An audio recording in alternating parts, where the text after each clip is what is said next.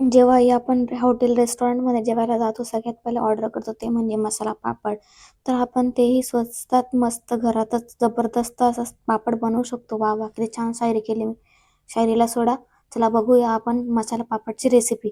तर सगळ्यात अगोदर ना जो पापड असतो ना तो भाजून घ्यायचा. तुम्ही याला तळू पण शकतात तेलात, नाहीतर डायरेक्ट गॅसवर भाजू शकता. मी याला आहे ना तव्यावर भाजण्याचं रिझन असं आहे की तो स्ट्रेटच्या स्ट्रेट, सरळच्या सरळ राहतो. मला वाकडे लोकांना सरळ करायचं तर पहिलेपासून येतच. तर बघू शकता असं भाजून ना तो स्ट्रेटच्या स्ट्रेट राहतो, जेणेकरून आपण त्याला सामग्री टाकू ना तर छान असं स्प्रेड होतं. तर अशा प्रकारे मी पापड भाजला आहे सगळ्याकडून ना सारखा भाजायचा दाबून दाबून.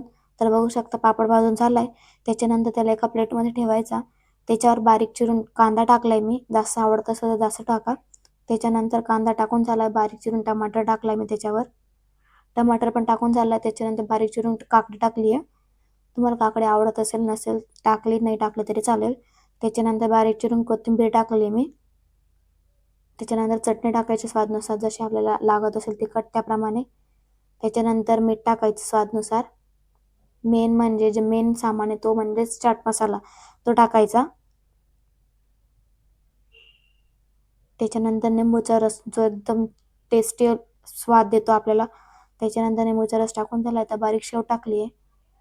रेसिपी ही आरामात रेडी आपलीवाली आणि खूप जबरदस्त टेस्टी लागतो यार हा पापड. मला तर इतका इतका इतका जास्त आवडतो. तुम्ही पण नक्की ट्राय करा.